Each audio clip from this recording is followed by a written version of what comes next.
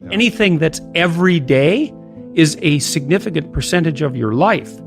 Compare yourself to who you were yesterday and not to who someone else is today. One of the things I tell people when they're trying to develop a vision for their life or an implementable plan is make a bad plan. Like, make the best one you can, but don't get obsessive about it. It's like, make a plan, implement it. You'll figure out when you implement it why it's stupid, exactly, and then you can fix it a little bit, and then you can fix it a bit more, and then you can fix it a bit more. I don't think that I've ever been in a situation where if something wasn't going right for me and I sat and thought, okay, all right, I'm willing to figure out what I'm doing wrong, which is a big thing to think because you never know how much you're doing wrong. It might be something that you really don't want to contend with. But if you clear some space to meditate on that, the probability that you'll figure out something that you did that was stupid, that's bending you and twisting you in the wind, you'll get an answer very, very rapidly. The answer to how you pay for your past sins isn't by jumping off a bridge. Well, how much do you need to be beat up? Enough so you fix the problem. No more than that. Minimal necessary force. Don't hit anything harder than it needs to be hit. That's a good rule of thumb.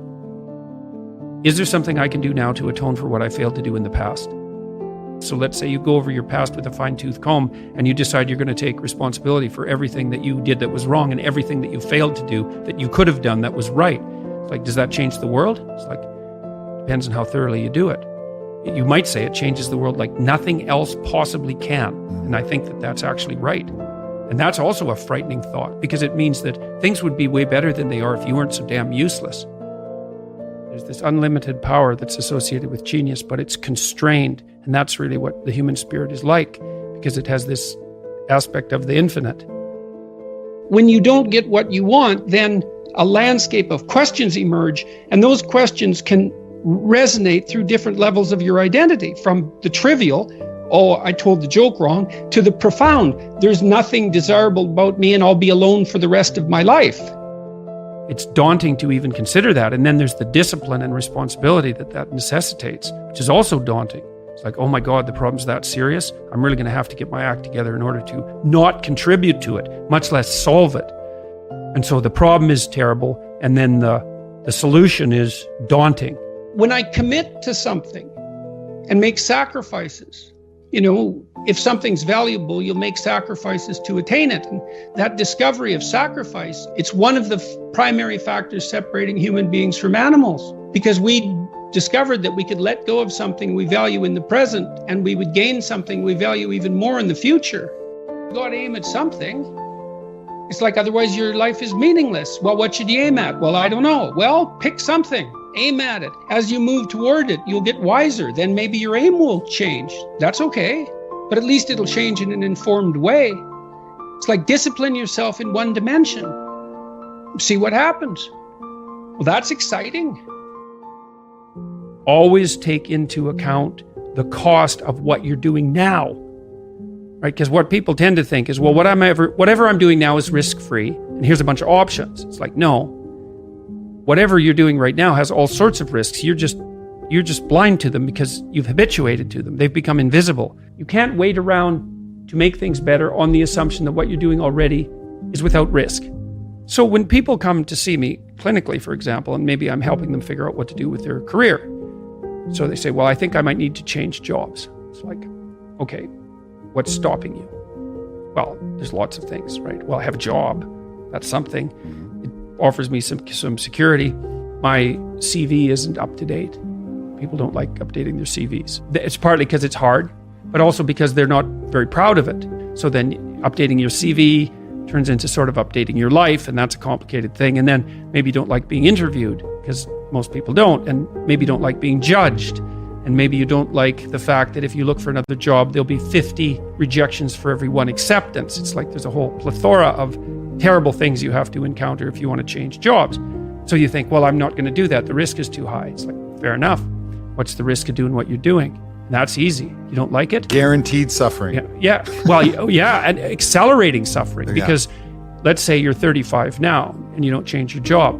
Well, you'll be 40 so fast you can't even believe it. It'll just happen. Like, it'll take 5 years, but it happens overnight in the same way. And if you haven't changed, then you'll be the same except worse. So that's the alternative. if you don't find what you're doing sufficiently productive or responsible or meaningful or engaging or all of that. It's like, well, there's a big risk in changing it. It's like, yeah, there is. In our phenomenological landscape, so that's the world as we experience it, complete.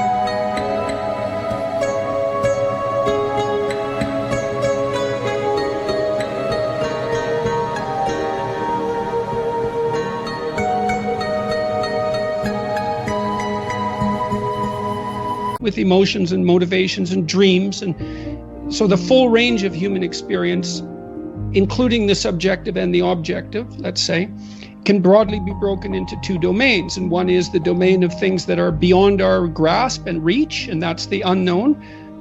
The unknown emerges. When the unknown emerges, you tend to experience anxiety. And then there's the known, and I define the known very specifically and very carefully.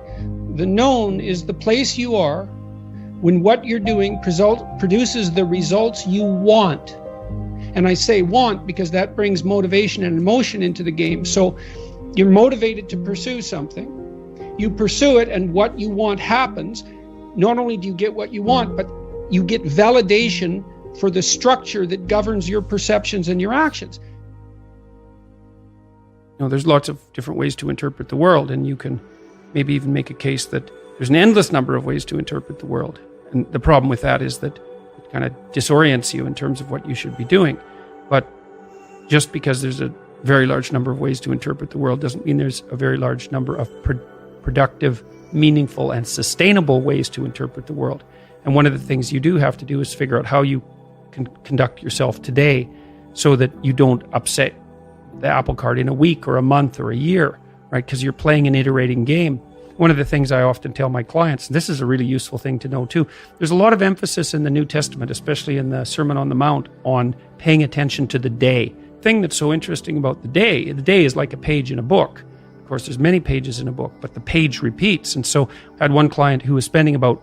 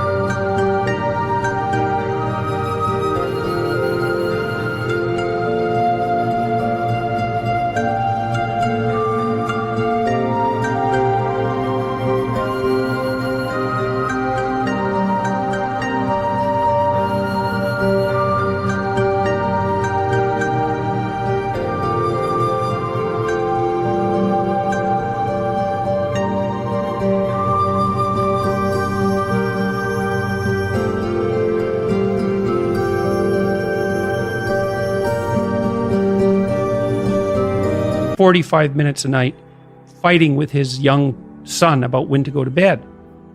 And so, you know, they weren't having a pleasant time of it because it was just a constant battle. And so we did some arithmetic. It's like, okay, 40 minutes a day.